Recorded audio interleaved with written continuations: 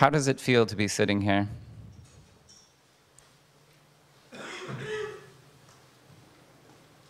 And simply acknowledge that. There's no need to do more.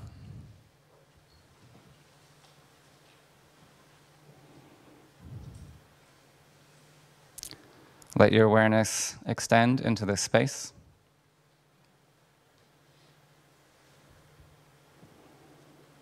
What do you sense here?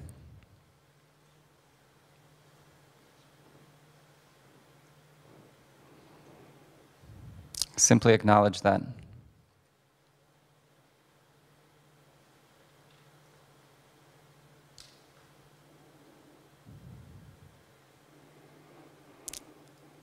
I would also like to acknowledge the many people who are joining us via live stream.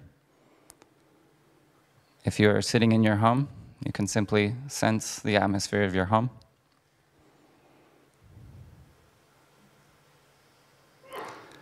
And then if your eyes are closed, please open them. Thank you.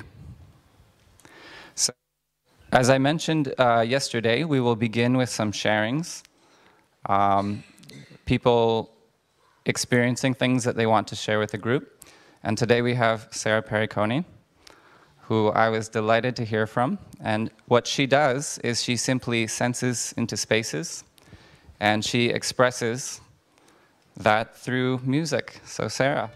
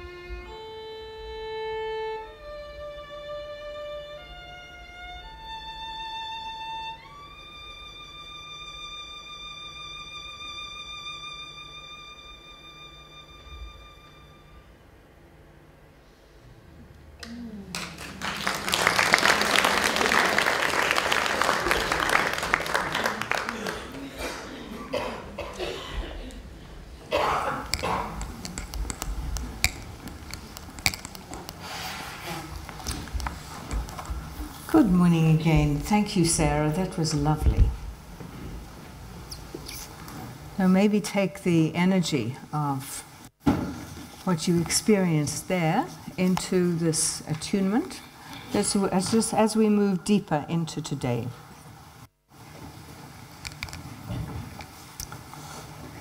So this is just a further attunement, just to take us more into the day, So let's just take a moment to open to and attune to the light within ourselves.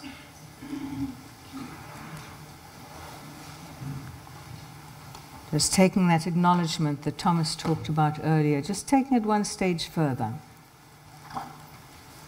Attune to the light within yourself, the light of your individual sacredness, however you experience or imagine that.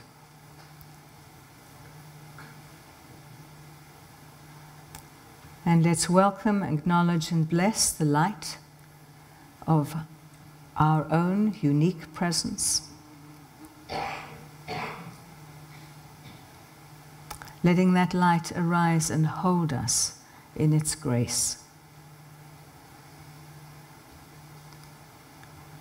And from this space, welcome and acknowledge and bless the light of the unique presence that each of us, everyone here, brings to this group and to this time.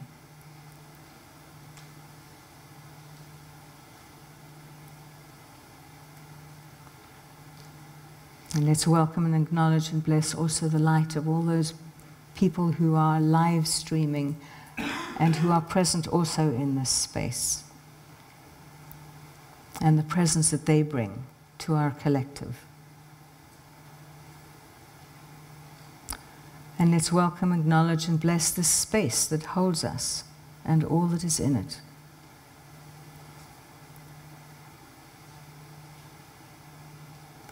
And let's also open to, welcome, and acknowledge all those energies and presences unseen to us that are holding and engaging with this gathering.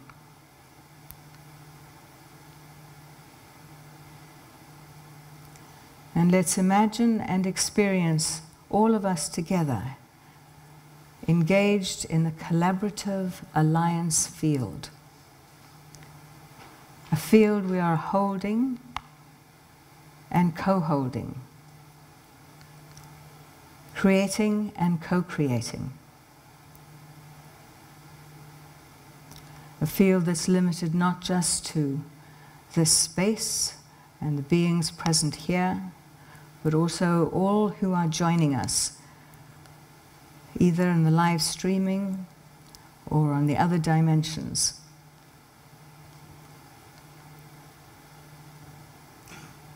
This field we are holding and co-holding, creating and co-creating. And let's consciously make ourselves available to this space and bless our time and our activity here this morning and throughout the day.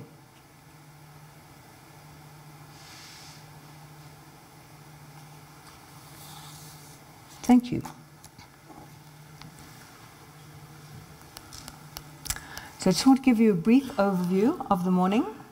We're going to be doing, as I said yesterday, some work on tools for traveling. What are the skills, the capabilities, the attitudes, the practices, the processes that can help us engage with and travel to different dimensions and explore different wavelengths, engage with different presences.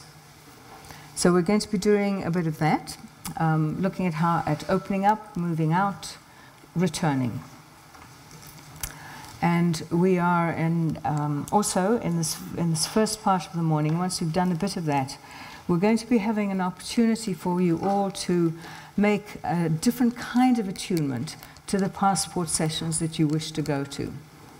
I know a lot of you have signed up already, and it may well be that those sign-ups you are already attuned to and they will not change.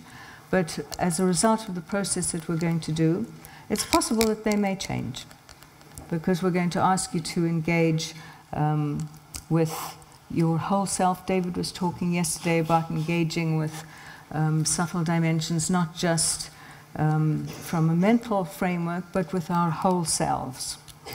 So we're going to do a process in which we invite you to do that and see what emerges from that. And that will be through till the tea break. And at the tea break, you also will then get an opportunity to finalize your sign-ups, at least for today, for this afternoon's passport sessions. The other ones that during the week may shift a bit. And then after the tea break, we'll come back for some short time looking at some grounding processes. So that's the morning. And next comes Judy. Thanks, Mary.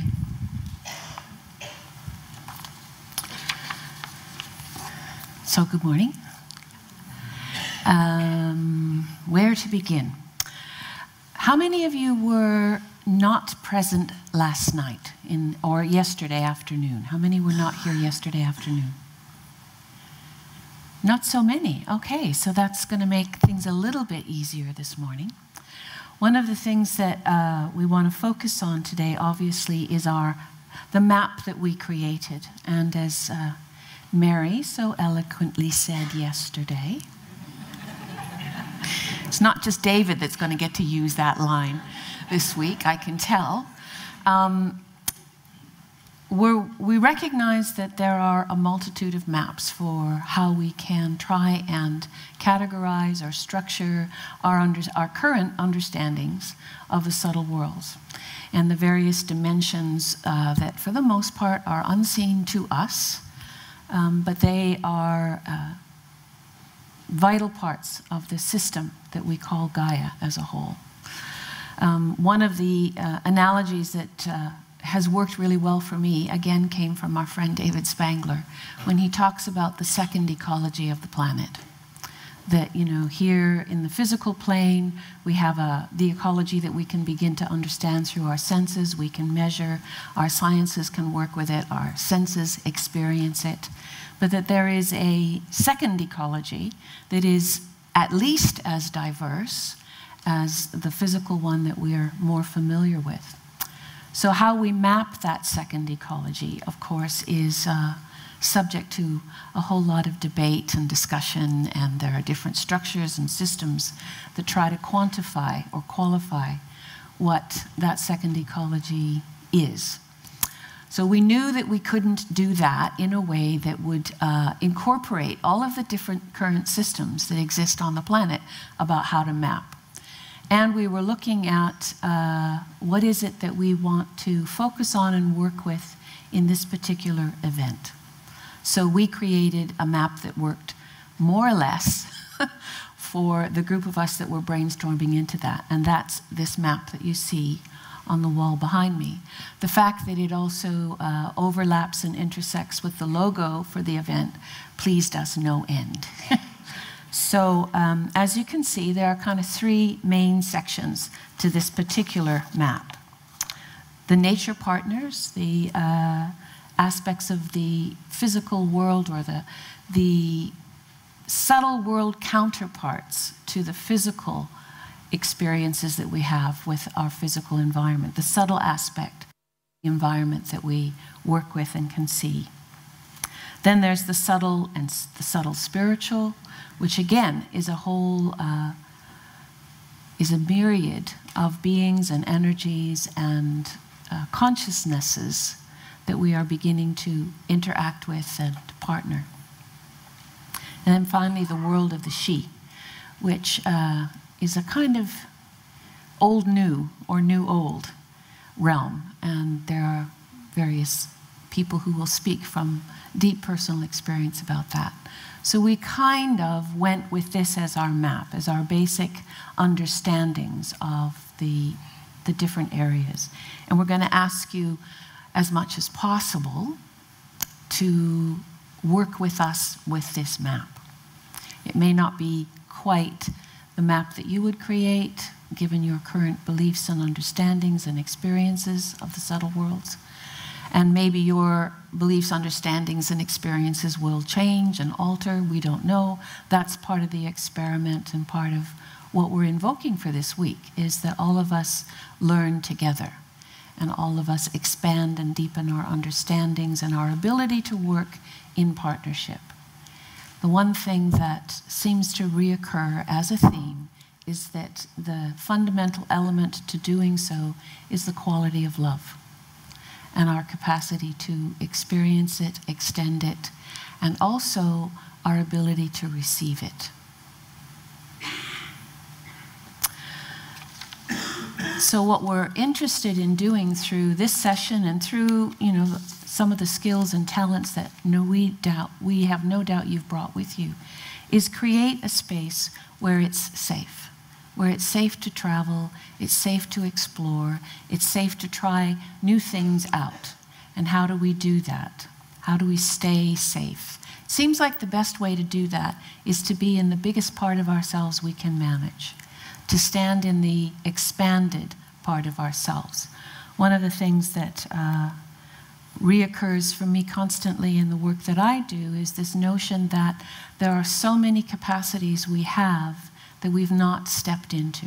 There's so much more to who we are as human beings, as physical creatures and spiritual beings co-inhabiting in a single space that we call a body. So the best way we can keep this work safe for ourselves and for each other is to stand in the biggest part of ourselves. So some of the exercises we're going to do, the standing that we did yesterday, some of the exercises we'll do this morning, are all about how do we access that space in ourselves?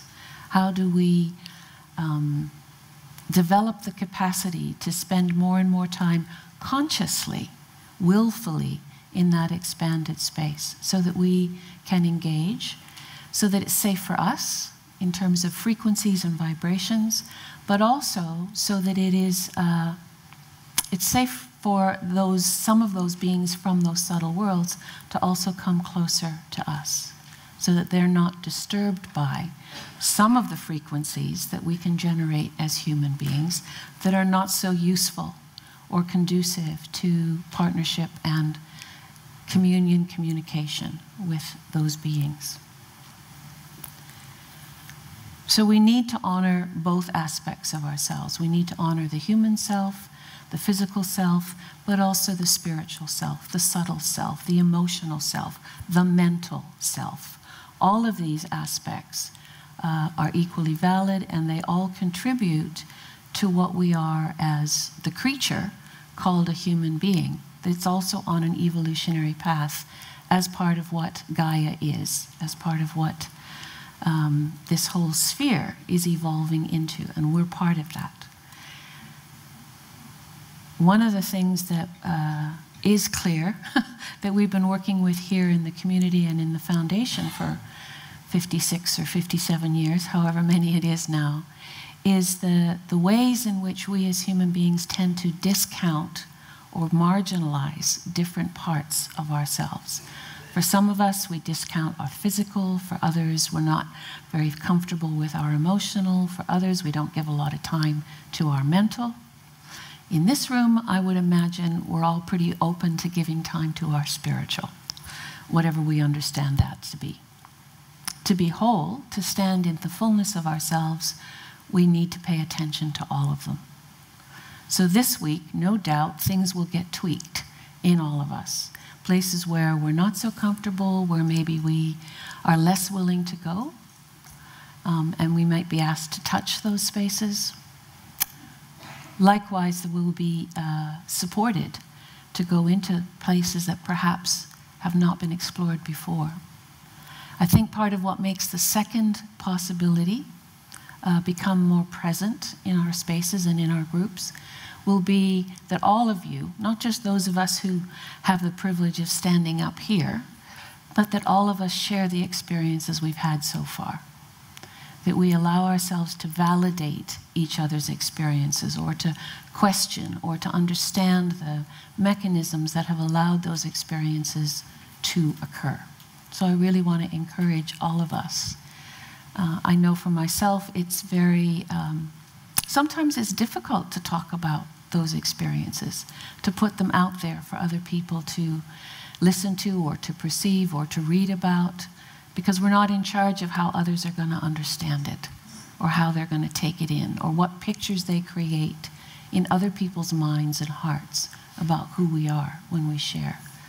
But I've also learned that sharing is part of how we get the reinforcement and the feedback loops that we need so that we can continue to explore and expand in these capacities. So again, I really invite you to share your experiences with any of the aspects of these three circles and how it is enriching your life. What does it give you so that it encourages others to be willing to pursue and expand their capacities? So in that light, I want to, we're going to be going in and out of various attunement spaces, inner reflective spaces this morning. So I'd like to invite you to just close your eyes and take a moment.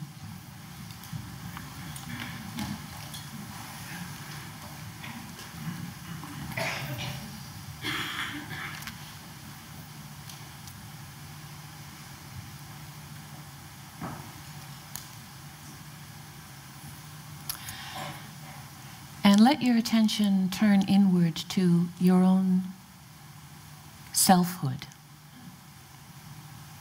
your sense of identity as a human being.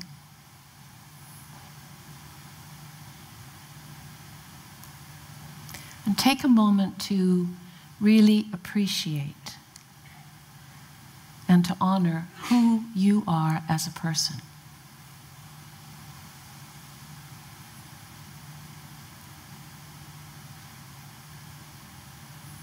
To acknowledge your identity as an incarnate, specific human being.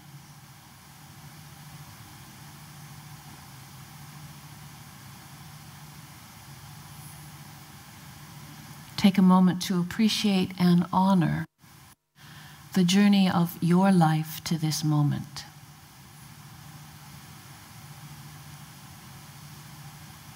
All of your history, all of your experience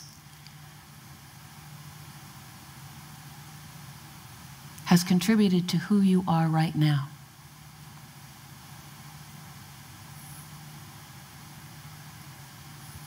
Your accomplishments, the work you do,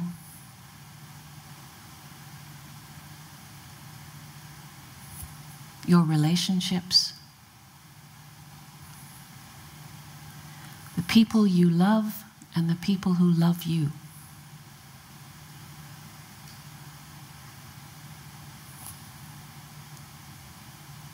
Your hopes, your dreams,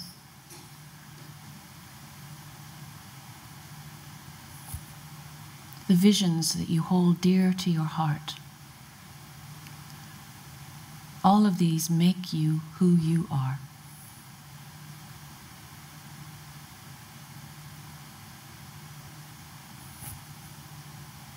So take a moment to experience who you are as a body, as a physical being.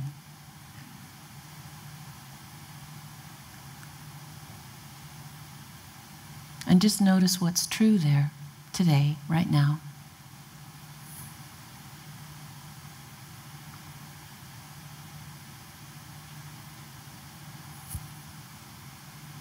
The body holds the heart, the physical one and the not so physical one.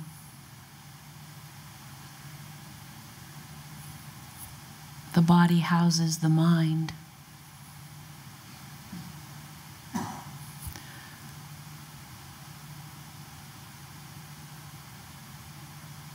As best you can, bring into this moment a felt sense of the goodness of all of these things that you are.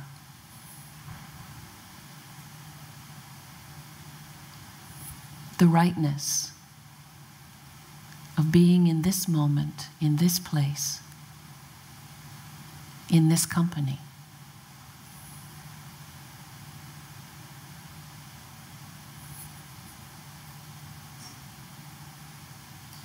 And as best you can, take a moment to celebrate the unique contribution that is enabled by all of that. Your gift, your contribution. just by being here, by being who you are.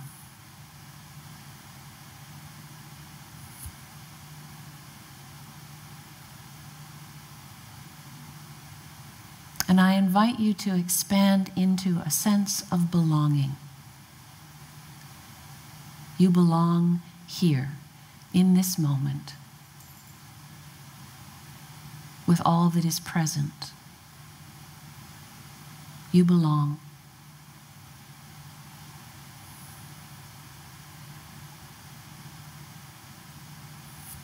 And hopefully with that sense of belonging comes a sense of enjoyment.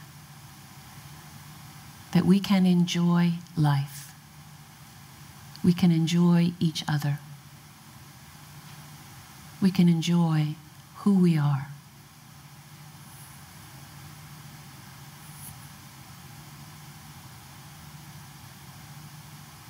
Open to that possibility of enjoying all of that and feel the world welcoming you.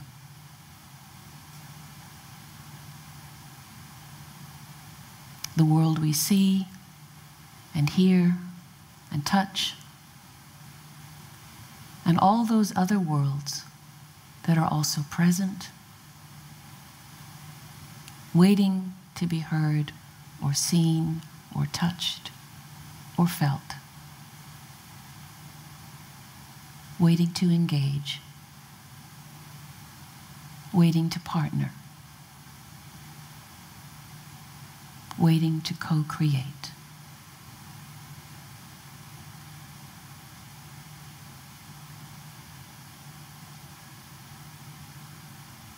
And then no matter how big and centered you feel, stretch just a little bit more.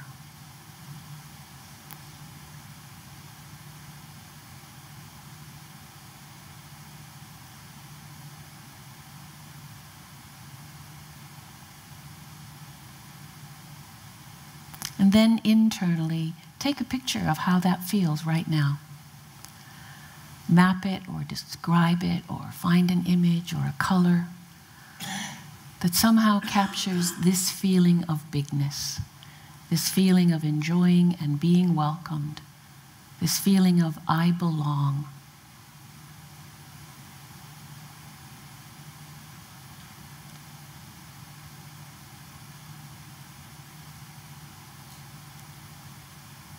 Map the felt sense of it, because then we can come back to it simply by closing our eyes and remembering or imagining this moment.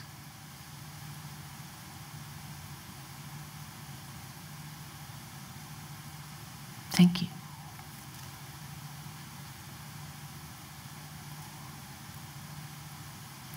Take a deep breath. Open your eyes.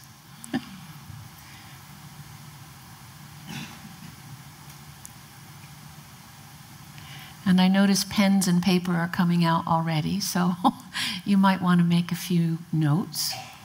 But definitely we want to encourage you, I want to encourage you to take a few moments just to turn to somebody sitting with you, sitting next to you, whatever. Just a minute or two each way. Just anything that came up, how that feels, particularly describing the felt sense at the very end when you're in that largest, most grounded, most connected space. What was that like? Because in describing it, we help to anchor it in ourselves. Okay? A couple of minutes each way.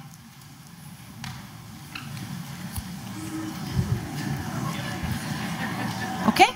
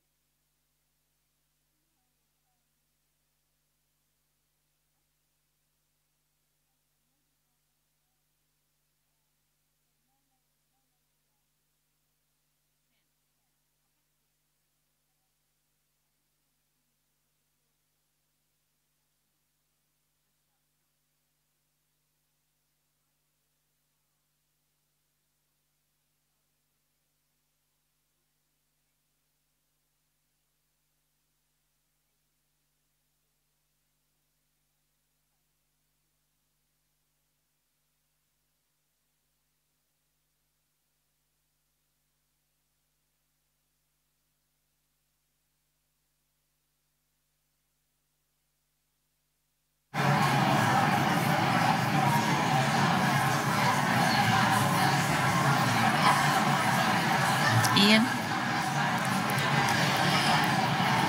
Okay.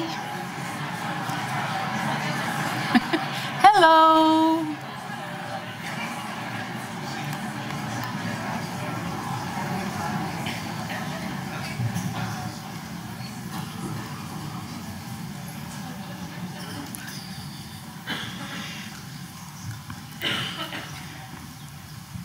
Well, there was obviously a lot to talk about. I always take that as great feedback, you know, it's good. It's good. Thank you for your engagement. Hopefully the folks that are watching us at home had someone they could talk to as well. Or at least they'll be talking when they do their home group with Freya and Julie about all of that. So that exercise was really around how we step into the fullness, or we acknowledge the fullness of all of who we are as human beings, the different aspects of our beings. I'd like to immediately move into another exercise that is also around how we align those parts of ourselves with the rest of life, with the earth, with Gaia, with the power that is in the core of the earth, that spiritual energy, but also then, as human beings, how we reach upward and also align with the energies of the cosmos. Because that's, as upright beings, in that exercise that Freya led yesterday, when we stand, then we become that conduit that connects earth and cosmos, earth and the heavens, and all that is in the heavens or beyond the heavens. So I'm going to invite you again to close your eyes, and we're going to work with the power of imagination. One of the aspects of human beings that is to some degree of fascination to certain elements of the subtle world is our capacity to imagine, because we can bring into being things that previously did not exist. We can make new things. So we're going to exercise that capacity in this next exercise as well.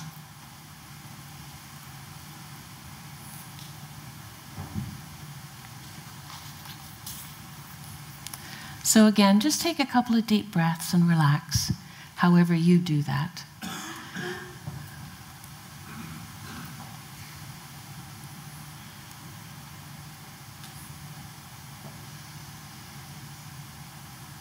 Breathe into the mind of your heart.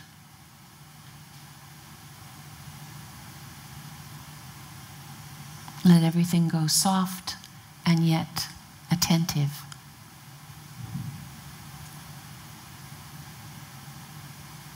And begin to imagine a spiritual star at the center of the earth. It's a green star, and it is radiant with the power of all planetary life. Imagine that light from this star, this green star, rising up through the earth and beginning to surround you. You bathe in this green light that emanates from the center of the earth. And it nurtures every cell in your body.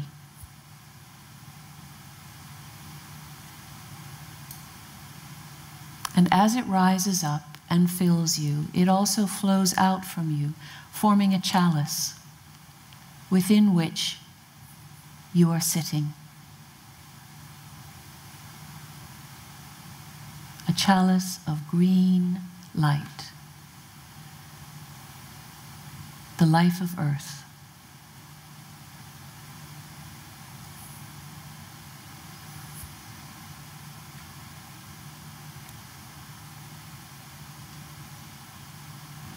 And holding your felt sense of that green light, now begin to imagine a spiritual star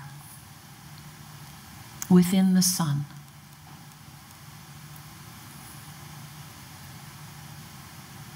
This star is golden, and it is radiant with the life of the cosmos.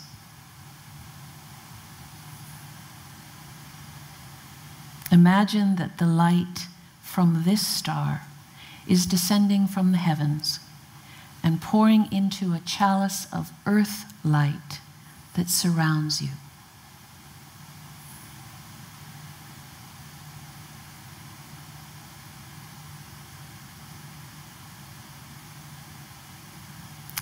This light, this golden light of the sun, of the star, also fills you.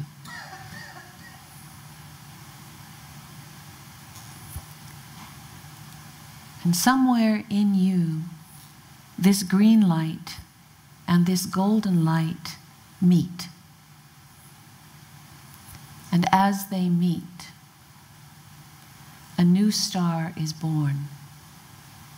A new star emerges. A star that radiates your self-light.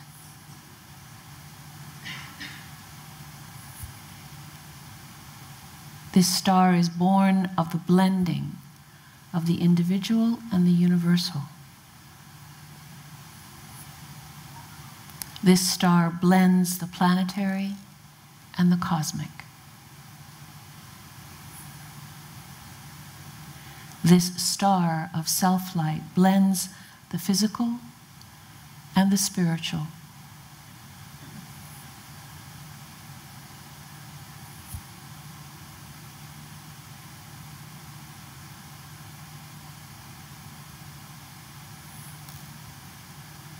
Allow this self-light from this newborn star to surround you,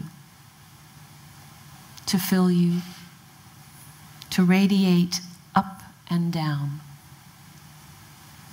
into the earth, and up into the stars.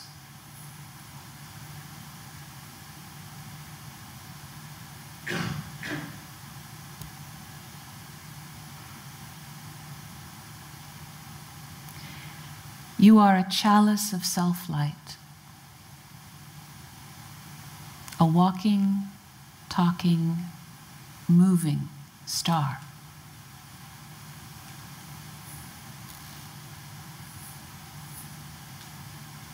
So take a moment to feel into the star of self-light, this star that is unique to you.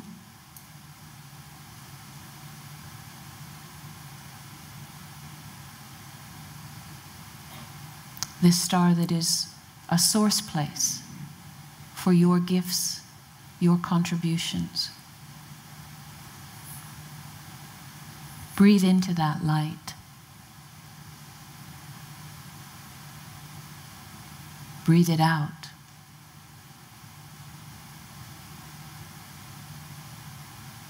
Let it nourish you. Let it be a gift that you give.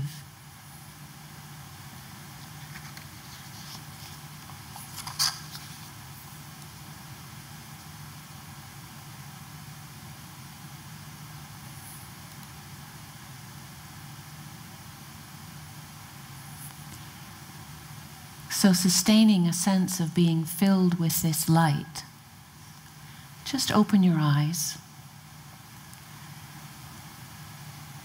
Letting the light nurture you and letting it be breathed out with each breath. If we stand in conscious connection with this self-light,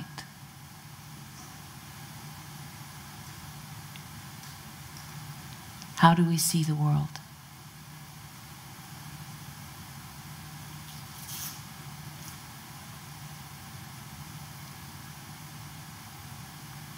And imagine how the world might see us.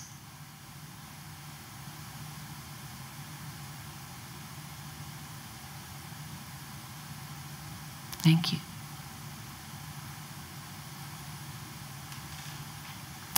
So again, just take a couple minutes, just talk to a neighbor a little bit, and see if you can maintain or sustain a sense of connectedness to that starlight, your self-light that is born of the merging of light that moves between us and through us and around us all the time.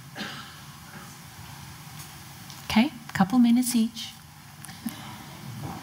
And then we'll move on.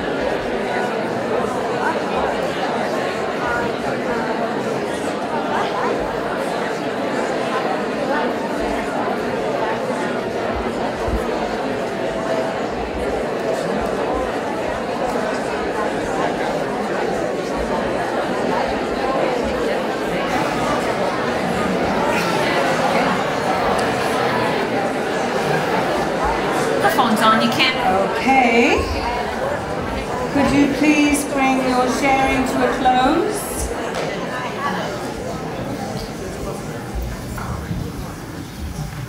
Thank you. So, in terms of tools for traveling, that covered an important first tool. Who is the traveler, and what is the presence that you are taking to these territories or dimensions that you're going to be visiting? Having a sense of who you are, appreciating who you are, appreciating your presence and contribution, and being in touch with the fullness of yourself, all the different levels, as Judy was saying. That is an important tool and allows you to engage with different territories, different beings, different dimensions. What is also important is how, when we move to a different dimension, how to engage with what is there, how in a way to maintain our presence, our sense of self, but also in some ways to soften our boundaries, is one way of putting it, so that we, so that some merging or blending can happen. As I was saying yesterday, if once we go traveling to different countries, we can just go as tourists without having any shift in ourselves, or if we open ourselves more to the culture and learn about it more from the inside, experience something of what that feels inside ourselves, we learn more about that culture. It enables us to have a closer connection with it, to engage with it better. So, and the same is true for working with subtle dimensions. With subtle dimensions, it also involves crossing boundaries, crossing energy differentials, crossing energetic thresholds. And in some ways, it involves a kind of a sharing of space and a shifting of shape. Dorothy McLean, the person at Findhorn, one of the co-founders of Findhorn, she was the person who had the contact, had the contact with the devas and with the angels. She said that in order to connect with angels, we need to be in the same space as it. So one of the ways of doing that is connecting with the function of something, the function of a particular deva or angel, and finding its equivalent and resonance inside myself. And that will open a doorway. So for instance, also if I want to connect with the angel of compassion, the actual presence of the angel of compassion, one of the ways to do that is to connect with and recall the experience of compassion in myself, to connect with how compassion lives in me. So maybe recall an experience of compassion, imagine how that would be, and as we do that, that shifts, something in us shifts. How does compassion feel in my feelings, in my body, in my heart, in my mind? There are subtle shifts that happen, physiologically as well. So it's very body-based, but it's also mental, emotional, and also the shape of our subtle body shifts. And that opens the doorway to the presence of the actual angel of compassion. And we then occupy a shared space and a larger field. So that is one of the tools that can be used, is to find inside yourself the equivalent of the energy or the presence or the field that you are wishing to connect with. That will open the doorway. David was saying yesterday that in some ways we are shaped by the environments we move to. So sometimes we can do it consciously, like saying, I want to connect with the angel of compassion, I will connect with compassion, open the doorway. Other times we move into an environment that we don't necessarily know much about yet or have experience of. I'm just suddenly aware of these circles on the floor, which we haven't mentioned yet. But you may perhaps intuit or subtly sense that they're connected with the map. These are energetic spaces as well. So this space here is the space of what we're calling the subtle and spiritual. And if I move here, I may experience something different. My shape shifts. Now, if I just do it physically, nothing's going to happen. But if I do it in terms of an internal space, if I shift my wavelength in a way, I will have a different experience here. Something will start shifting in my subtle field, but also in my emotional, mental, and physical field. I will have physiological differences. And then if I come here, I move into the realm of the she. And something is different. So you're going to have a chance a little later to be doing something similar to this. And as you move into different environments, starting to pay attention to the impressions that arise, the felt sense in you as you move into a different environment. Now, we do it all the time. If I'm walking in a forest, my shape is different than if I'm walking in a city. You know, so that happens all the time. Our shapes shift. But having more awareness of that, I think certainly personally I find helpful in working with the subtle dimensions is to be aware of the shape-shifting capacity and to notice how my shape shifts. What are the impressions and experiences that arise?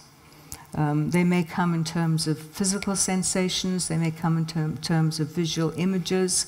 I may get a sense of thoughts, suddenly like thoughts I haven't had before, or new impressions or awarenesses that come up, so maybe kind of like more verbal, mental. But connection with the subtle dimensions is much more, as David was saying yesterday, it's not just a mental experience, it's a full body experience. So this requires, you know, shifting over energy boundaries or thresholds involves a different kind of attention, different modes of perception than our everyday senses. It involves, for me, it's kind of like I have to be very, very present, but also like alert and expanded at the same time. Kind of notice my hands are doing this. My everyday awareness seems to is very much more focused on like what's right in front of me, what I see, hear, touch. But if I'm going to connect with a more subtle dimension, my awareness kind of does this, and different things come up. Impressions, ideas, images. It's more subtle, surprisingly enough. So one of the things that's also important here is imagination. Judy was mentioning a bit about this also. Imagination is important as a tool of perception, and particularly, I think, in connecting with the subtle dimensions. I know many of you are familiar with this already, that as you connect with subtle dimension, just paying attention to the images that arise, images not just visual images, but body images and auditory images, sensory images. What Judy and David also yesterday was calling felt sense. Our felt sense. How am I sensing through my whole body?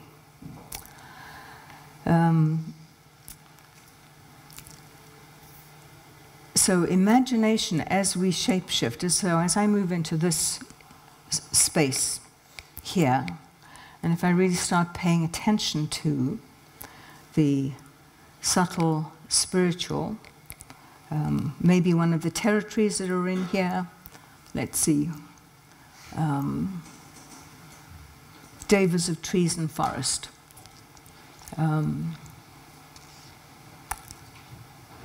If I imagine myself in a forest, imagine myself with trees, things begin to arise in me, and I begin to share that space with the trees, with the forest, and if I invite the devas as well, something more starts to come up.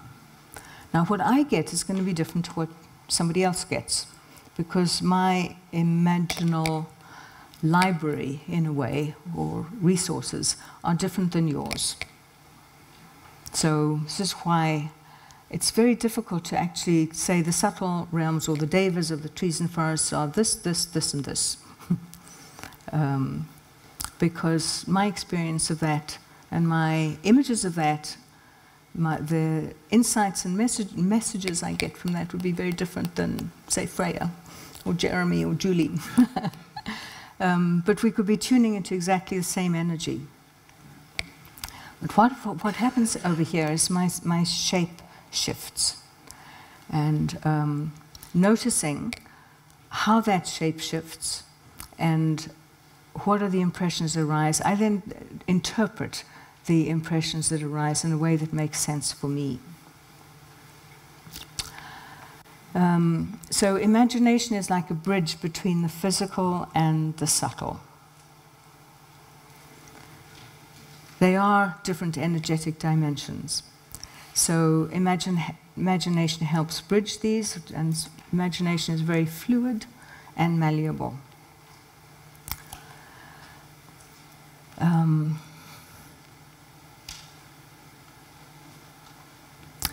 So as you work with the territories, traveling, we're going to invite you to, if you don't already do this, many of you will already be doing this, so it's kind of like, you know, this is stuff some of you will already know.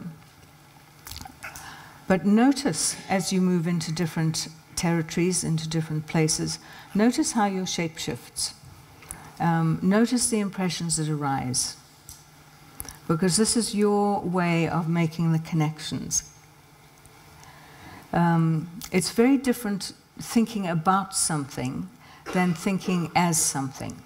So just to go back to the example of connecting with, say, an angel of compassion, I can think about an angel of compassion, but that doesn't necessarily mean I'm inside it. But I can also think as compassion.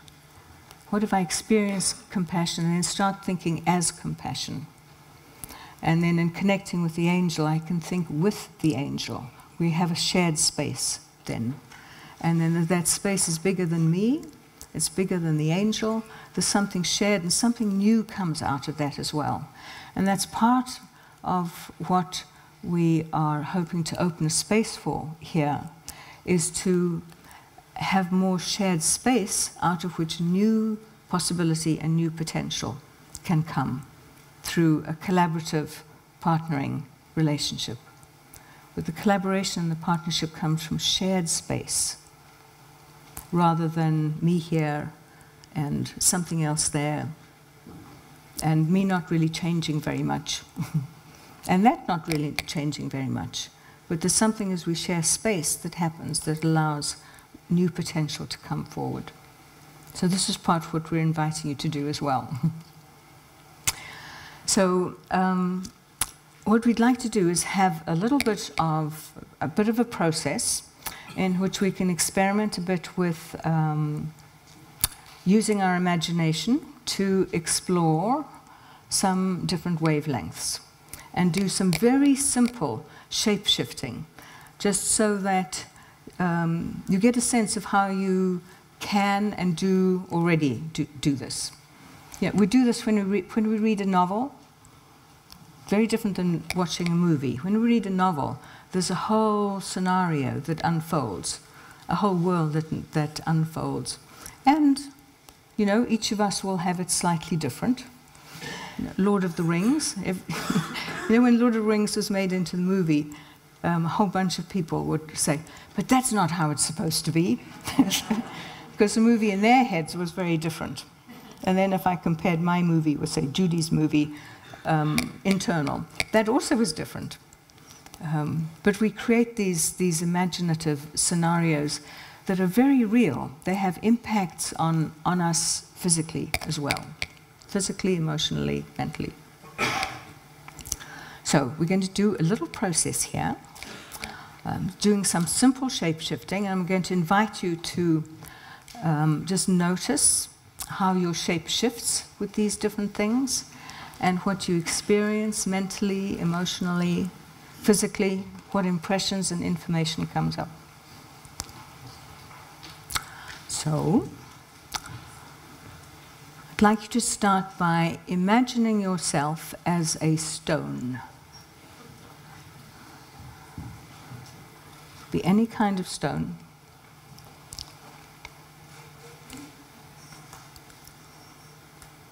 Just imagine taking on the shape of a stone. And what that feels like. What impressions come up, what information comes up about stoneness as you imagine yourself as a stone.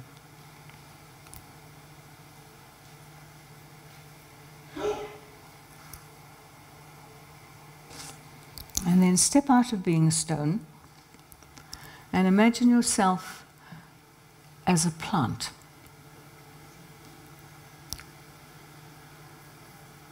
Connect with some specific plant. Sense your roots in soil, your stem, maybe leaves, maybe flowers, maybe fruit. What's it like to be a plant?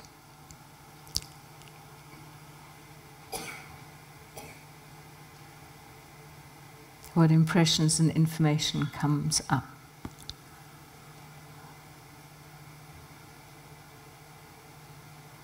And maybe also notice how the impressions come up in you and for you.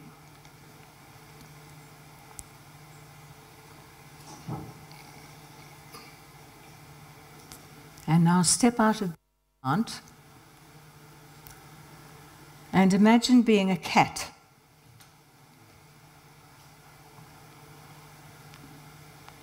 4 feet, paws, fur, whiskers,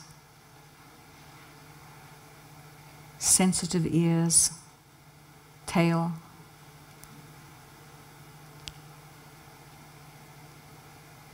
Just notice how you shapeshift into a cat and what impressions come up.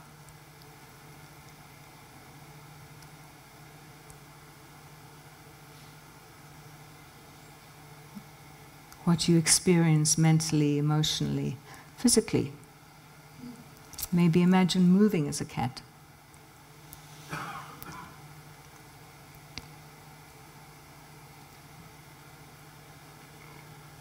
Then step out of being a cat and imagine yourself as a giraffe.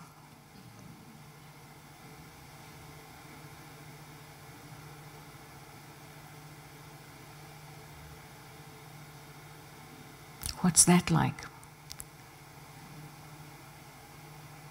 Imagine moving as a giraffe. How do you see and relate to the world?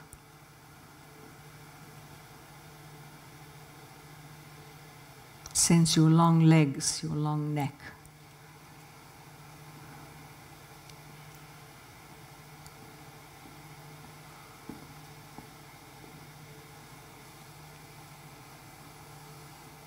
And then step out of being a giraffe and imagine yourself as a nature spirit.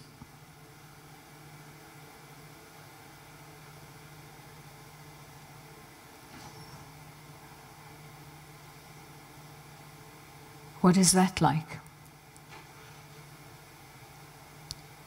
Who are you and what is your shape as a nature spirit?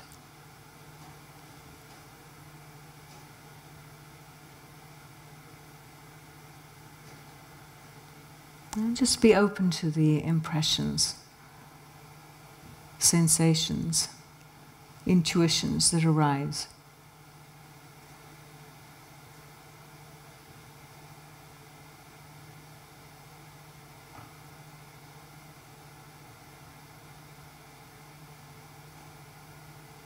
Notice how you are registering information.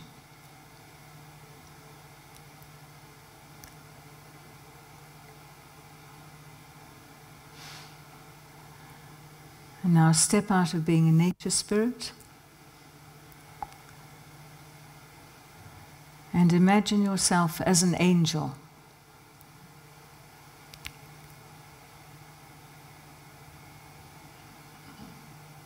What is it like to be an angel for you? To shapeshift into that?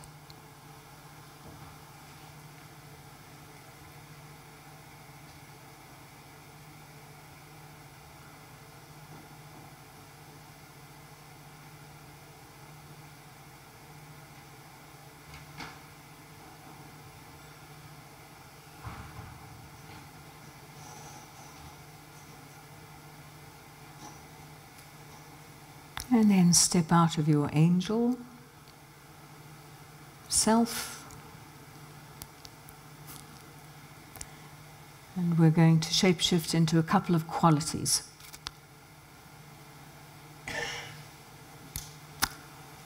So open to taking the shape of joy. Let joy live in you. Occupy the shape of joy. Might help to recall moments of joyfulness.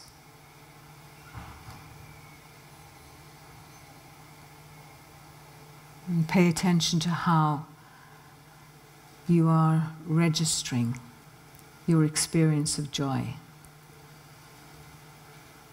Physically, emotionally, mentally.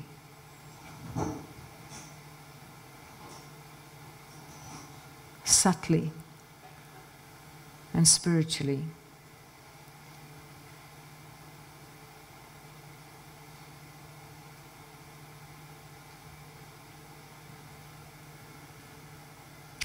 And then bring that quality of joy into an experience of hospitality. Take the shape of hospitality.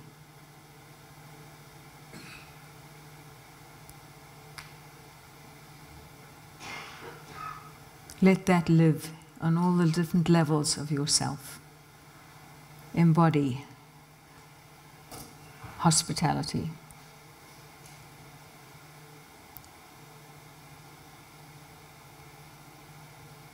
And how does that register in you?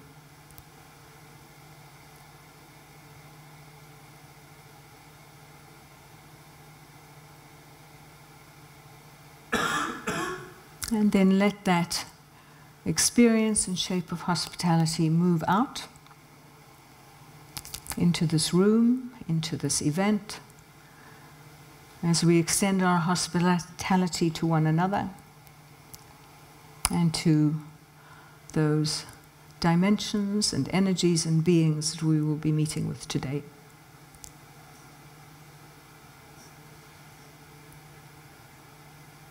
And open your eyes, bringing that sense of hospitality back with you.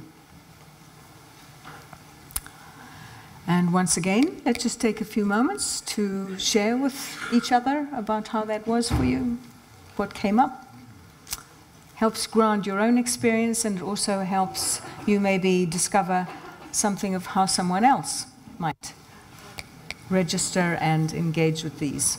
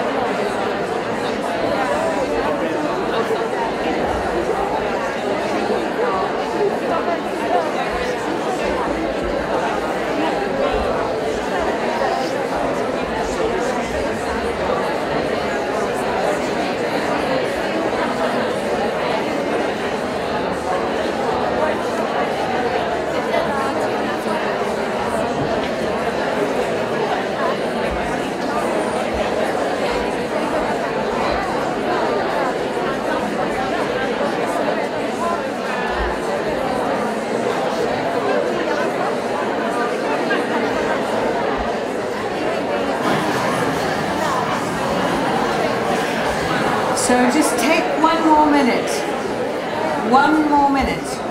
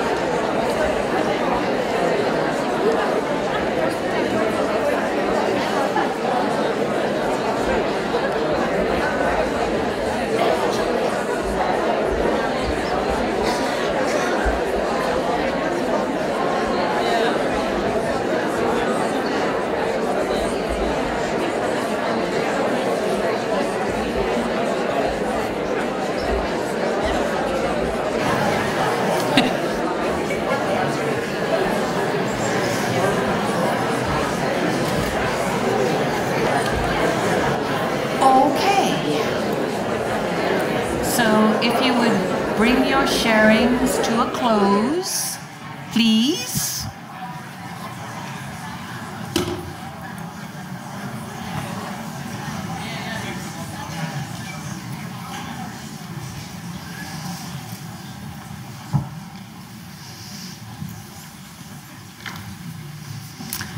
Okay, so we're going to move on to beginning the process of attuning to or working with or practicing our felt sense and our boundary crossing in relation to the passport sessions.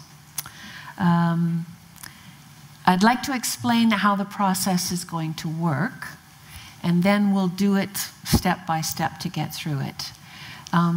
Last night, David said, he was talking about how the consciousnesses and the beings and things don't necessarily live in physical place. They don't have a corner of the room, but for today, they actually will. They will actually have these circles. And, you know, we set circles last night, and we have a field of intention that we've created, that each of these circles holds the essence of the energy of the circle, of the different area, the consciousness localities that we're going to be working with in the passport sessions. And we're going to ask the tour guides, the people who will be leading the passport sessions, to come down and stand in the relevant circle. And they will have signs that say the name of their particular passport session.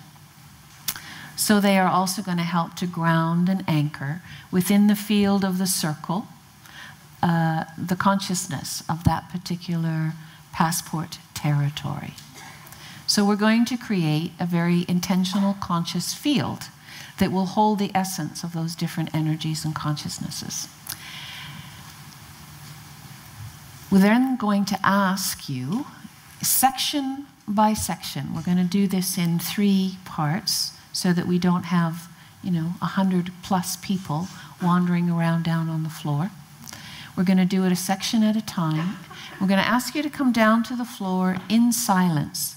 Those of you who are going to be participating in passport sessions, if you would be the ones that come down. There may be people in the hall who won't be doing passport sessions, in which case, you're welcome to come down and participate in the exploration of it all, or you may want to simply move toward the back of your section of seating so that people can move in and out. The people who are at home, who are joining us online, you may also want to be reading through the descriptions, looking at the passport sessions that are going to be live streamed, and tuning into what it is that you might like to connect with from the passport sessions.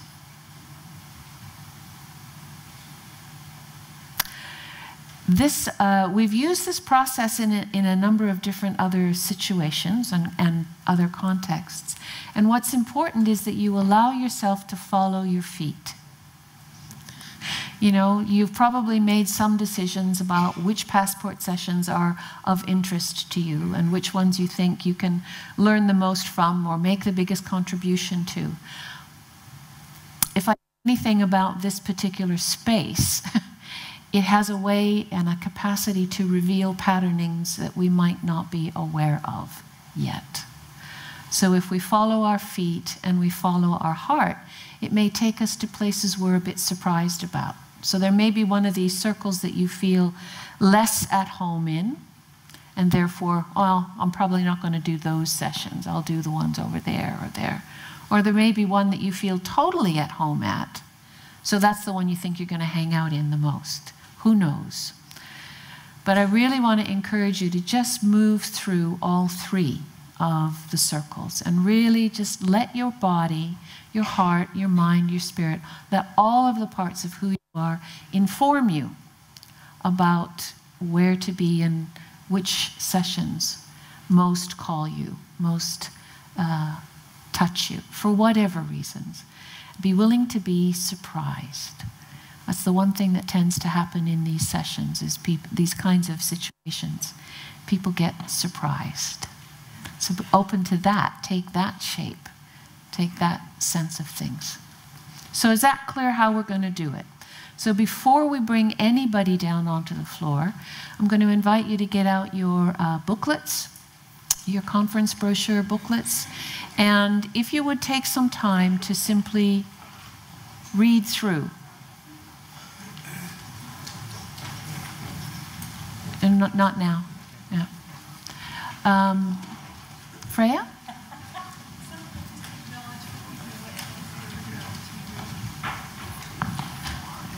Sorry? Okay.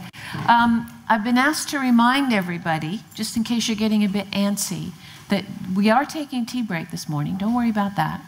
But we're taking it later. We're going to take it after we've completed this process.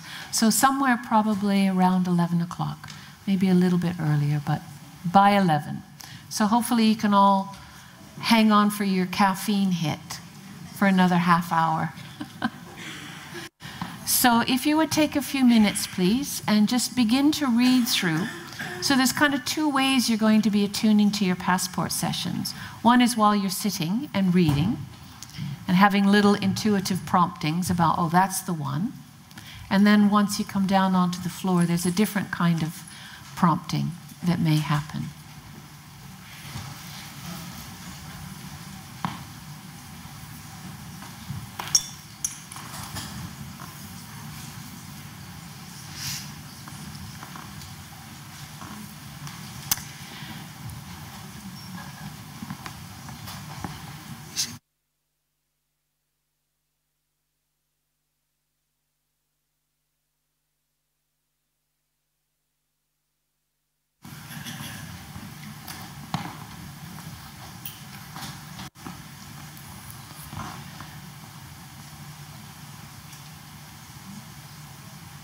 Actually, no.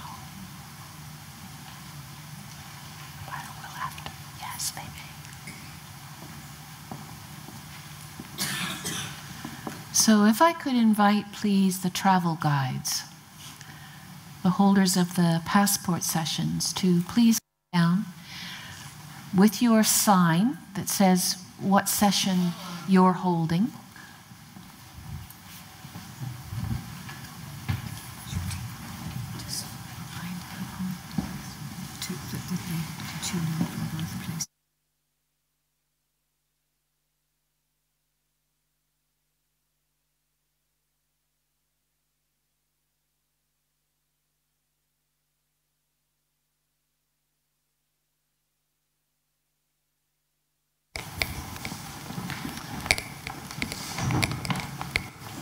So it is obviously possible.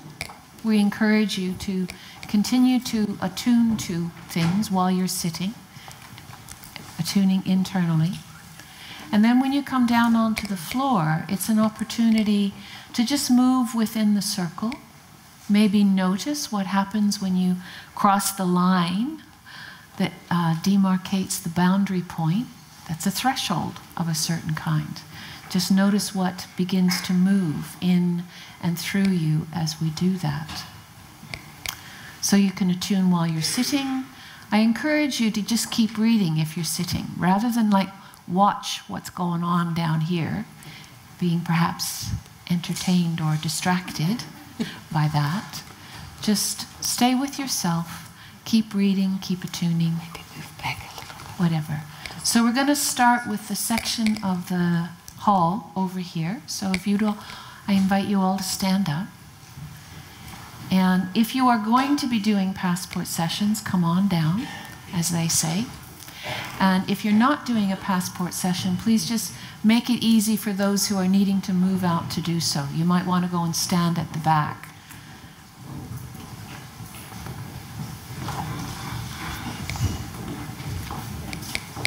And then just allow yourself to wander around. We have given the passport holders, the session holders, we know you might sort of snuggle up to them a little bit just to feel out the energy. So we're trying to spread ourselves around.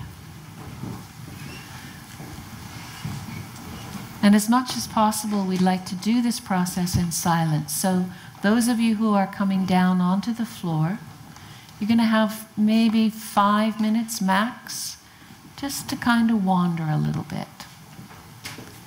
And we ask those of you who are still sitting just to practice patience. Take the shape of patience.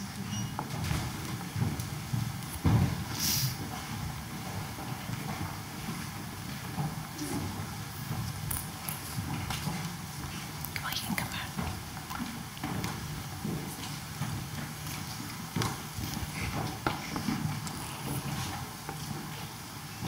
So remember, the floor is if that symbol on the screen came down and laid on the floor. So this front circle is nature partners. The circle, the dark pink circle is subtle spiritual. And the coral circle is the she.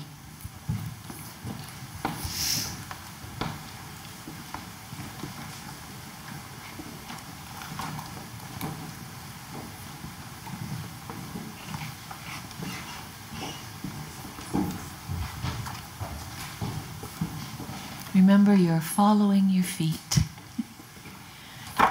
following the call of your heart.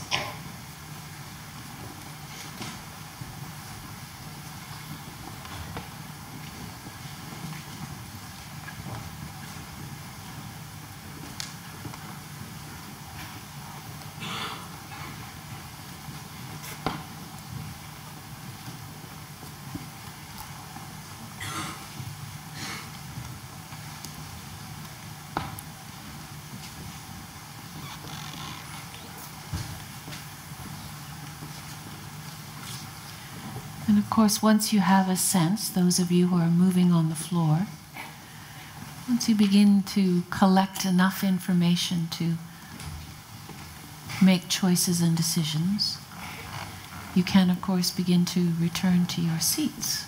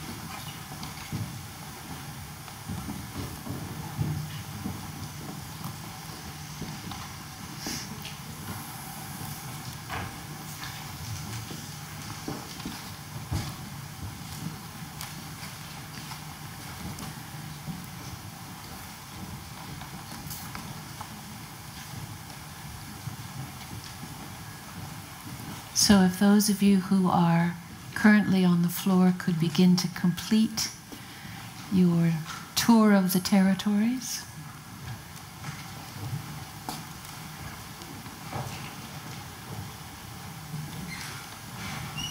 Take your seats again, please.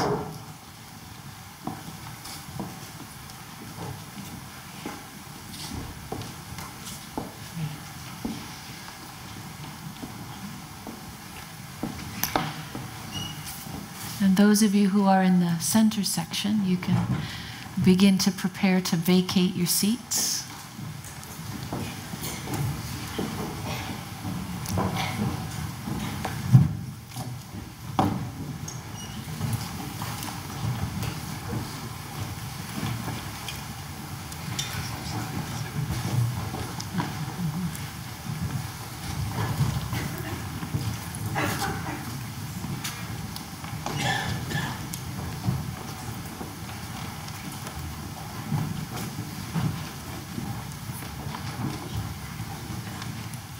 You don't all have to come in through the first circle. You can start in any of the 3 circles as your point of entry.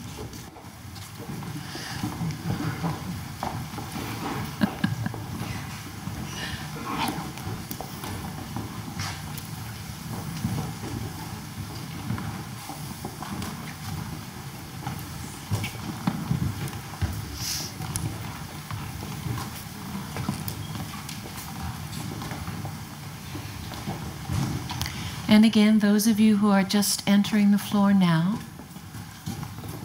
let your feet and your heart be what guides you.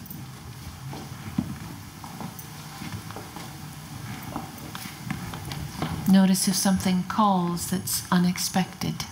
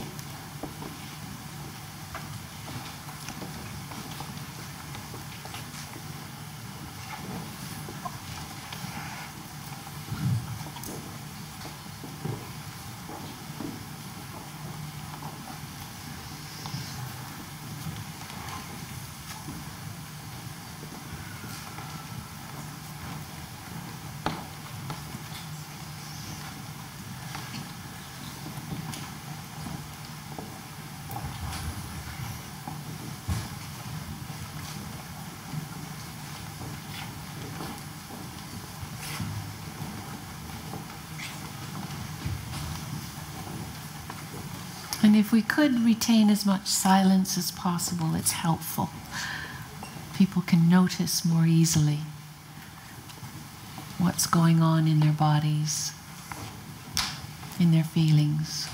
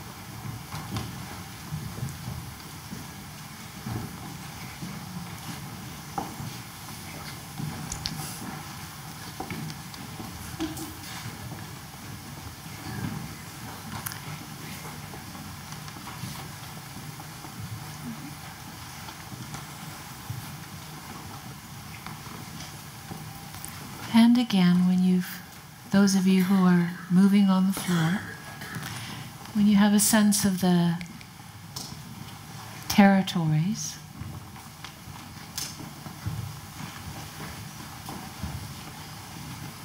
take that information with you.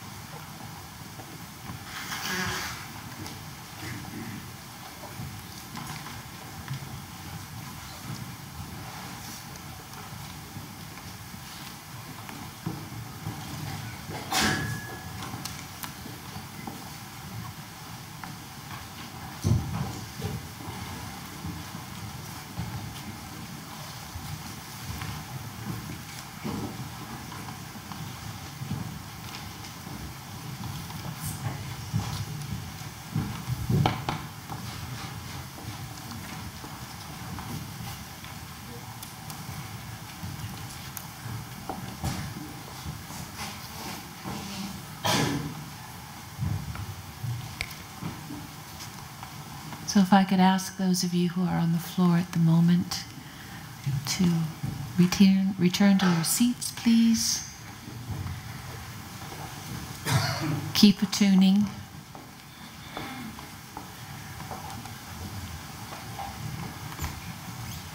And the final and third section, if you want to put down pens and paper and get ready to come down onto the floor.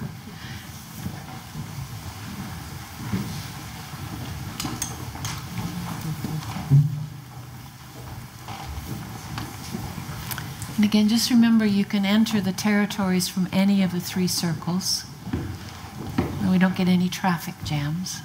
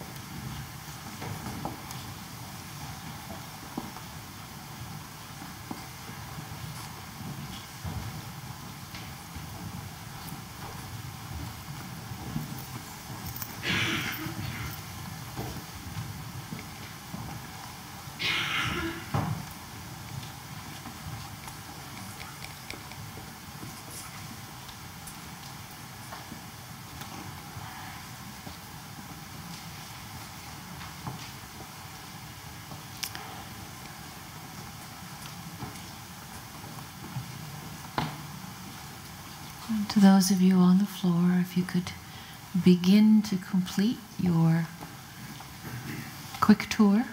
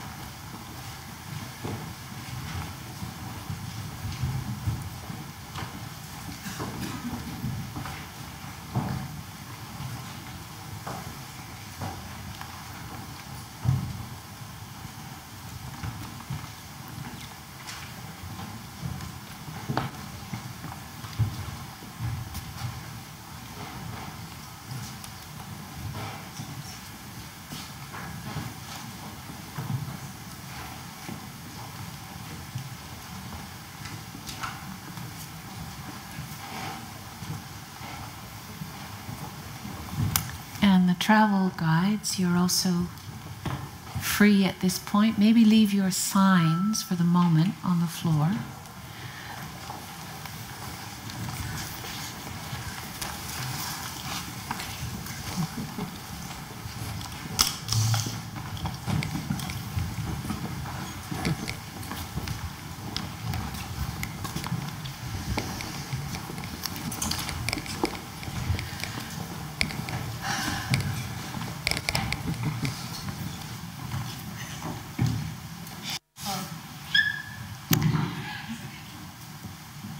So now begins the fun of trying to figure out which of the ones you are finally going to say yes to.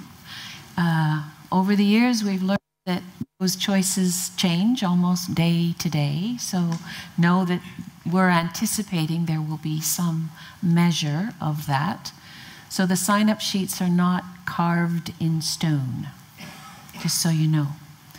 But there's one other consideration that we need to ask you to hold in your awareness, which is that if you choose one of the passport sessions that's happening over at Cluny, you need to combine, there's no transport in the middle of the afternoon.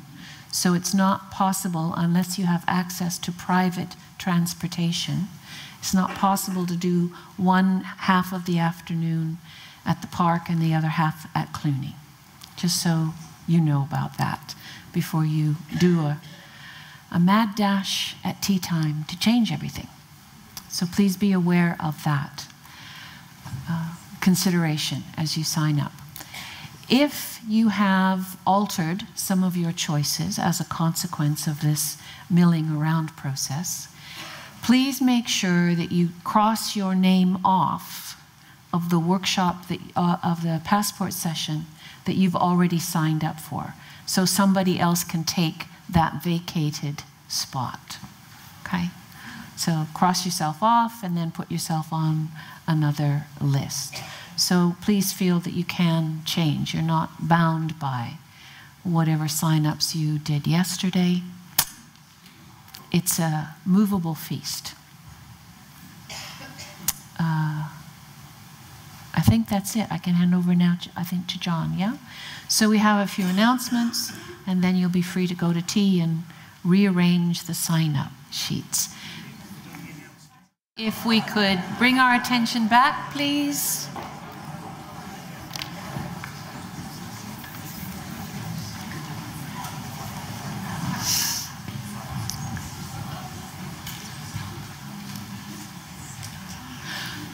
So let's just take a moment.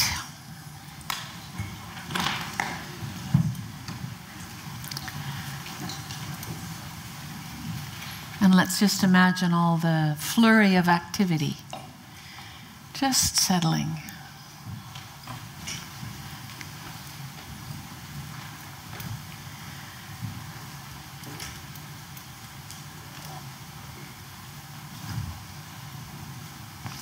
Maybe close your eyes, take a couple of deep breaths. Let go of all the thoughts, plannings, considerations, juggling around the passport sessions you want to do, how to make it all work.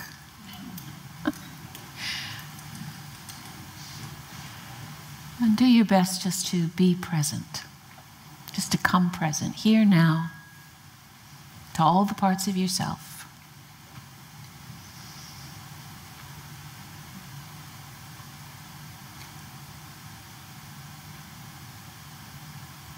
Thank you. So we wanted to start with hearing a little bit from all of you, maybe not every single one of you, but from some of you, but the space is open to everybody. Out of that last experience of the milling, and particularly I'm always interested in hearing about what surprised you. Was there anything in that process as you moved around that surprised you? So that's kind of like one of the questions that you could answer deeply and briefly, please. And anything else that you noticed? You know, what happened as you, did you notice the differences, or what did you notice in the differences, or how did you notice the differences as you moved between the different circles? So we'd like to just hear a little bit about how that was for people in practice, moving around and noticing. And we have a couple of hand mics. I'm not sure who's got them at the moment. Sabine's got one, and Johanna's got another one. So if you want to say something about what surprised you, or what you noticed, or what you learned or discovered as you milled around, then just speak up. So we've got somebody in the back there. Hi. Say your name, please. My name is Lynx. Hi. And I use dowsing as a tool. And I had a very unexpected experience. I wasn't going to take it in the circle, but as soon as I got back, it started jumping, which it's never done before. And I decided that that was probably telling me to do that. Oh, okay. Another application for the tool. Somebody else?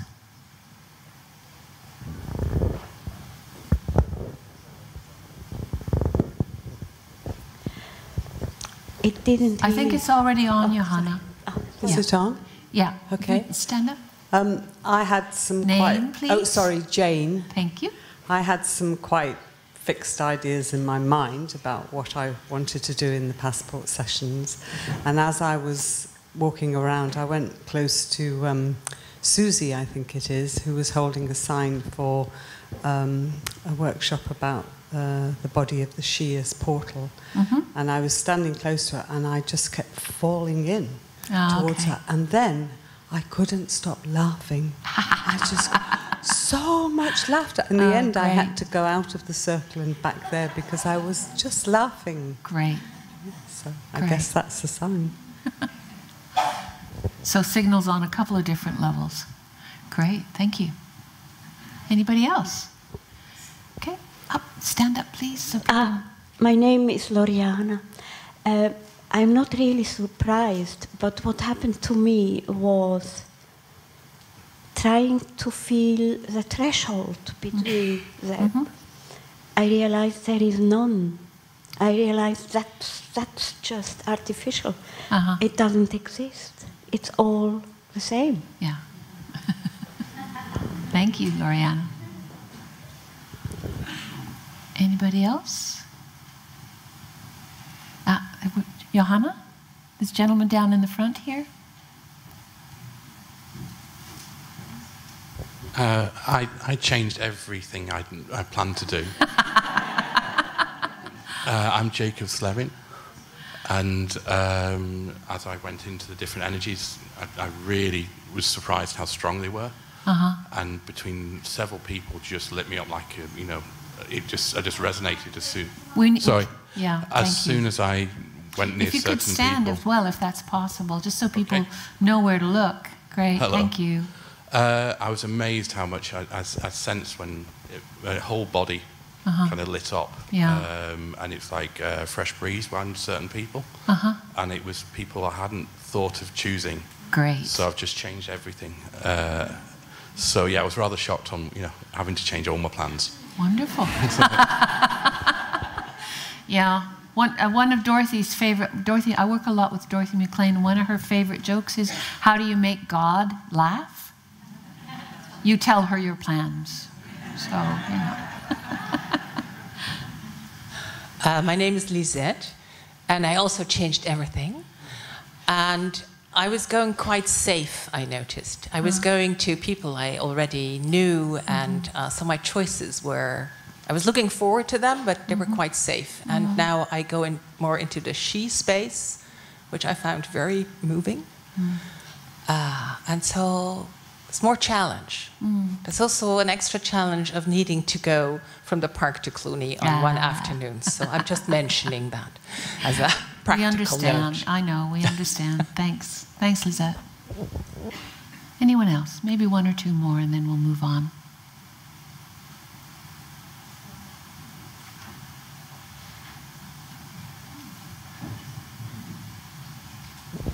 My name is Marlene, and yesterday I tried to choose from my heart. And when I walked through the fields, I could sense differences, and especially I took attention for those places where the circles interfere with each other. And there I really felt joyful. And when I was in the vicinity of Sarah playing the violin, it was a warm sensation. Great. Thank you. One last one? Anyone? One up here. Hi, Danalia. I love this exercise because I trust my body more than I trust, I think, any other part of me. So it was completely clear. I just was testing the spaces, and the elements in nature is my home, and so lots of joy and lots of familiarity, and not so much anything at all in this space, but in the she, I just needed to be tall and reach up, and it felt to be my call. So Great. Thank you for this exercise. It was simple and clear. Wonderful. One of my favorite questions in doing any of this work as we expand our skills and our capacities is to constantly ask, how do I know what I know? So I really encourage you to pay attention to what were the signals or the indicators or the things that happened that let you know something was going on. There's warmth, there's heat, there's elongation of height, there's lots of different things. But when we start to really notice and track those become resources, again, for how we gather information about the nature of our relationship with all of these things. So thanks to those of you who shared, thanks to those of you who didn't.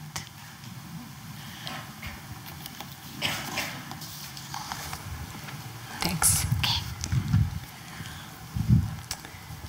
Thank you also for experimenting with us. You know, a number of things that we're doing here this week are very exploratory and experimental. And yeah, that's exciting for me, and I hope it is for you as well. And I hope that, you know, not everything we do is not going to open doorways for everybody, but hopefully you will find doorways that open for you, enough doorways that open for you that will make this week rich for you. Oops. Just a moment.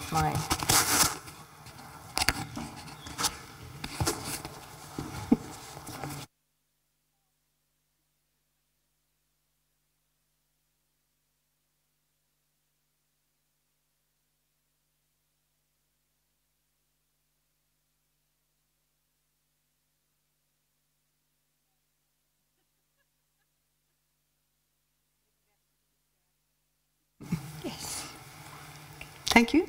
Oh, I'm on again. Thanks. So we also want to just look a little at how we come back from traveling. How do we ground ourselves? How do we integrate our experiences? This is really important as well. And I know a lot of this is being covered in the home groups, and there will be a number of exercises and processes that will be offered there. So we don't want to do anything particular related to that. We might do something right at the end.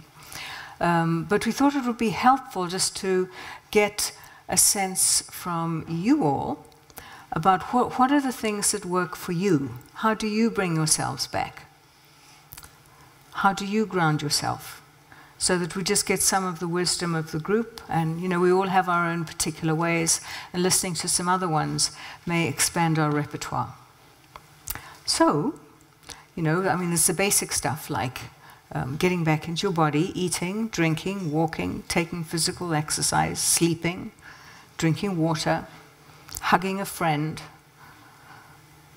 going to a movie, getting completely out of the kind of like more expanded dimensions, just coming back and really enjoying and being present to our bodies and the physical world.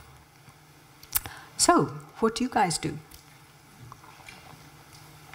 And let's, if we could have the mics again, please. So, and again, if you could just say your name and stand up so that everybody can see where the person is. Yes. Mm-hmm. Coming.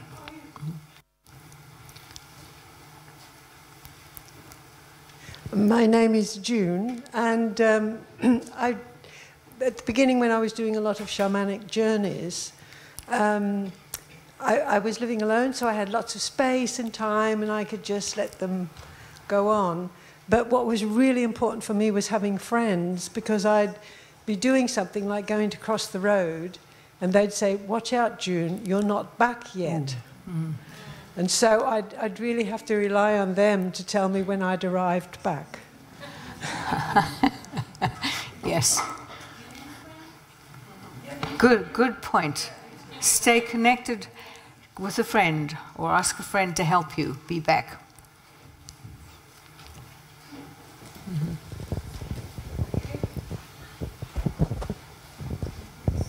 It's quite difficult to see from here, actually. Oh, Marianne. Somebody here? I found that showering, especially, or taking a bath in salt water, and sometimes if I don't have time to take a bath, I just take Epsom salts and rub it on me while I shower, and that, or swimming in the ocean. Something with like salt water really kind of brings me back to myself. Great. Well, the and I'm hearing and baking soda. Something about water and showering really brings me back. Okay, well, plenty of showers here, and there's also the Murray Firth just down the road. Okay, there. Stephanie?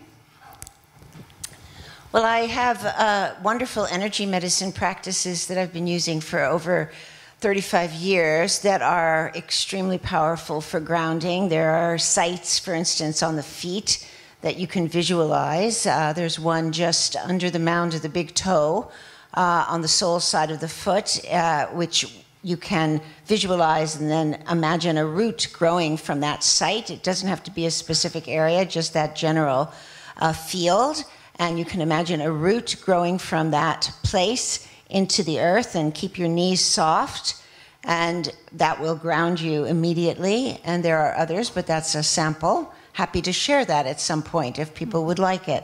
There's quite a repertoire of them. And the other thing that has worked for me in terms of grounding my entire life is journaling. I find that if I write about my experiences, because you don't always have access to someone to share them with, but by writing them, I integrate them, because when you write, when you journal, and you're intending to integrate your experience, it unifies the right and left sides of the brain, and that's exactly what needs to happen in order to ground. So. Lovely, thank you. Thank you. There's something for me about writing also, rather than using a computer, that that kind of links my physical to my mental to my spiritual, and that brings it all together. And I think that's an important point also, like grounding isn't always just physical, it's also about taking the information and insights that we've gained and noticing them, grounding them, writing them, speaking them, all of those things kind of bring us back also. Thanks.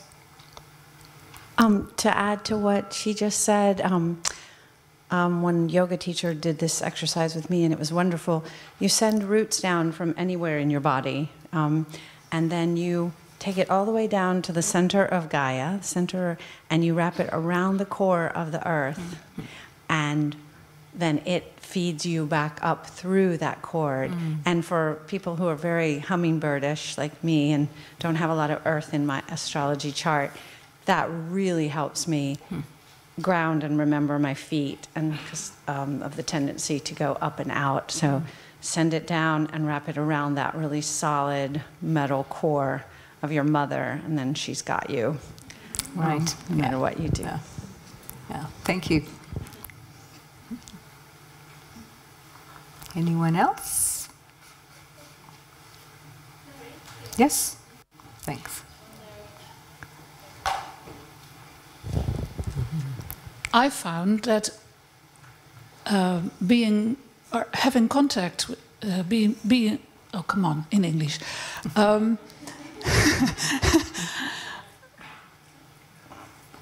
It is very important, it has been very important for me after traveling or being in contact with all those subtle layers. It was very, well, I could very much learn about just sitting and sensing my body and not run away by grounding or whatever, because there was so much information in it. I cannot put it all in words, but it gave me knowledge in some way. So there's also a good thing in taking time to digest. Sure. Yes. Thank you. Greg? Oh, couple, yeah. Okay, then Greg next.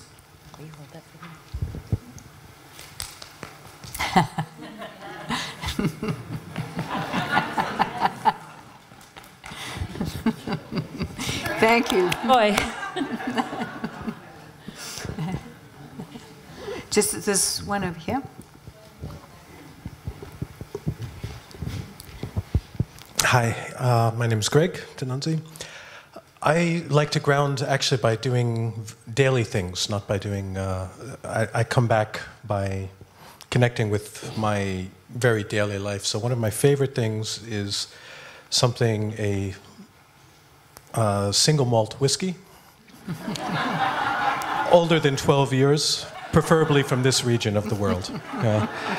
I find that it does, it's funny, but it does ground me.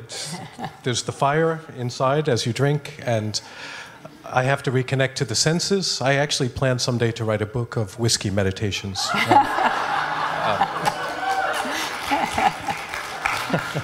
Thanks. And the other thing is I have a cat that likes to rest on my chest. And the cat basically knows when it's time and will come and help bring me down. So those are the two. Yeah. Right. Thank you. Lovely. Thank you. Thank you.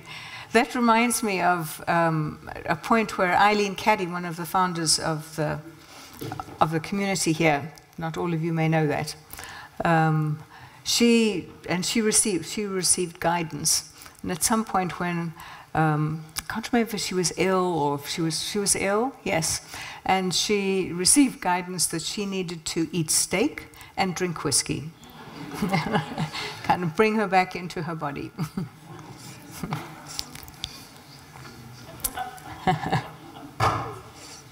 Anyone else? I can't really see here. Okay, thanks. And Hannah. And Hannah. And Hannah, okay. Me? Yes. Hello. I was rather shocked. I did a course here for 2 years, and it was rather working in higher realms and mental all day. And then someone invited me to come dancing, and I found that the two together, it kept me very, very grounded while I was, and when I can dance, it was out of mind and fully in body. But I didn't realise how much it was helping me until on the course, we were asked to do something and I couldn't do it. And the teacher just said, get up and dance for me, Jake. And I was, the lady in the room actually I went dancing with, so we danced in the group. But as soon as I danced, I was in body again. I was like, I was out of body, that's why it wasn't working. I was drawing it to me. And I wasn't fully in body. But as soon as I just, realised to use my body, I was like, click, got it, and everything worked for me again. Lovely. So dance for me. Thank you. Yeah. Yeah, movement can be very helpful. Movement that has to be coordinated. And with music as well, I think is very helpful. So my name is Hannah, and I actually wanted to say something very similar. African songs and dances definitely ground, and they bring you in contact with each other, and you create something which is really connecting to Mother Earth. Yeah. Great, thank you. Thanks. Yeah. Okay. Oh, on this side of somebody. Okay, sorry. We need... Hi there, my name's Gina. For me, it's about getting into nature. If I can get out in the garden, because it's during the day, and get my hands into the soil, even if it's just something like deadheading, then that's brilliant. But if not, to see sight of nature through the windows and connect with what's out there, whether it's the clouds, the sun, the moon, it doesn't matter. But it's actually just making that real connection, which brings me back and grounds. Thank you. Okay, lovely. Thank you. Someone else? Yes. Yes, and also, okay. For me, it's, I'm a vocalist, a singer, and actually I do something that I call sound weaving. And so I sing improvisationally. And somehow that allows everything that I've felt and seen and mental insights to integrate. So that it anchors inside as well as the sound creates a field outside of me. And so it both is almost a way of journaling and anchoring the information, but helps to include the emotional realm through the sound. Great, thank you. Yes, including the emotional realm, I think also is a really important thing. We ground mentally, we need to ground emotionally as well. So through sound is definitely, I like that idea, I hadn't thought of that. But also emotionally, we can also ground emotionally by connecting with what we love and appreciate in ourselves or in our environment or in our lives. It builds those emotional connections of appreciation and love. Is it on? Yeah, it is on. So, oh yes, my name is Carlos. And in the vein of whiskey and steak, I have to say that eating in a mindful way, especially if you've been out for a while, eating a small piece of meat, especially wild if you can, it really brings you into your body. But you have to be ready, that can be quite sudden, so the transition can be sudden, so you have to be ready to experience it in that way. Thank you. Thanks. May I? Where's the voice My coming name from? is Marco. Marco. Yes. My name is Marco. And I have a little bit of warning that the ground that we are standing on may not exist anymore because of the earth changes. So be careful with grounding, feel it. I propose a kind of horizontal grounding. In all this, it is opposite, that don't get out from this. What is called Gaian ecology. But grounding may now mean being connected to all this horizontally, you know, with this. because the Gaia is decomposing the ground we are standing on to create a new. This is the theme I will be talking later. But just in connection, you know, if there are problems with grounding, may come from there, that you need to find a way of grounding that is corresponding to this time and phase in the earth-changing process. Wow, thank you. Thank you, Marco. Okay, we need to move on, and we're going to do one final grounding exercise, and then do announcements, and then it's lunch. It's yours, yes. All right, so for me, grounding is about coming home to my kind of wholeness, but also really connecting to my physical. That's where I can ground, is in my body, and be present and at home with myself. That way, that way, that way. So this exercise, it's a very ancient tradition.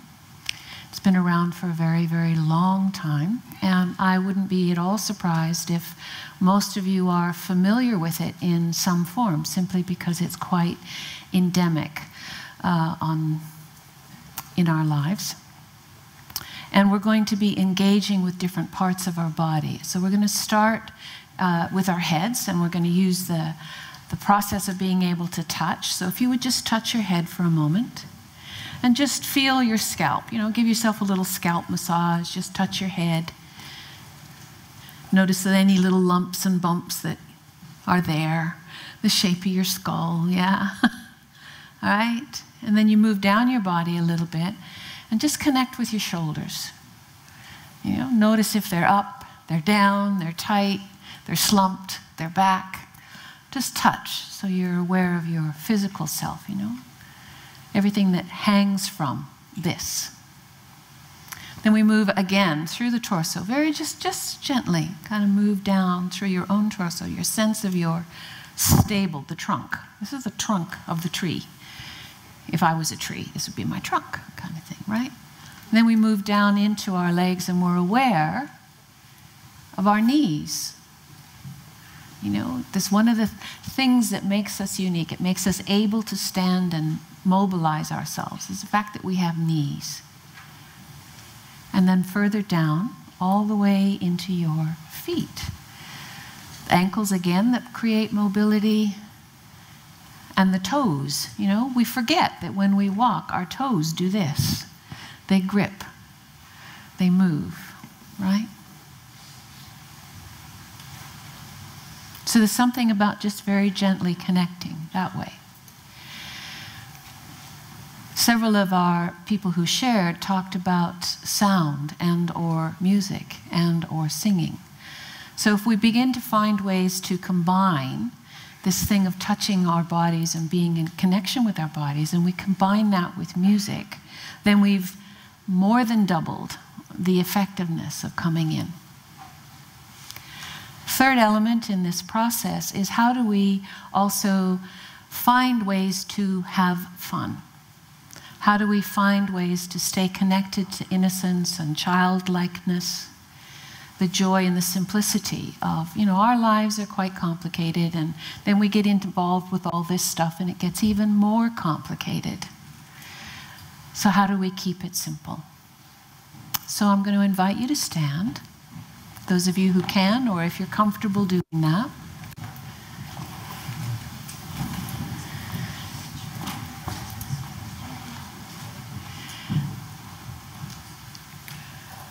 And we're going to go through this process of connecting top to bottom in a couple of different ways. And I'm going to start. And as soon as I start, I am absolutely convinced that you will know how to join me. I absolutely trust, because I've been putting it out telepathically since, about 8 o'clock this morning, and it's imbued in the room, and you're just going to pick up on it because you're totally telepathic, and we're all in one great amorphous field together, right? Right. You all know this, right? Okay, so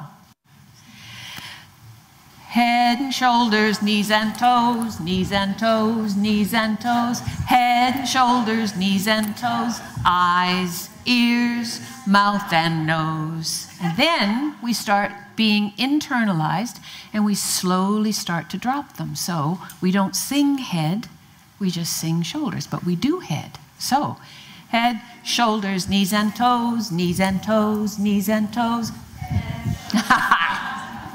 Eyes, ears, mouth, and nose. Now we drop this. So knees and toes, knees and toes, knees and toes. Knees and toes, eyes, ears, mouth, and nose. Head, toes, toes, toes, eyes, ears, mouth, and nose. Okay, one more time. We'll still keep the facial ones verbal. So,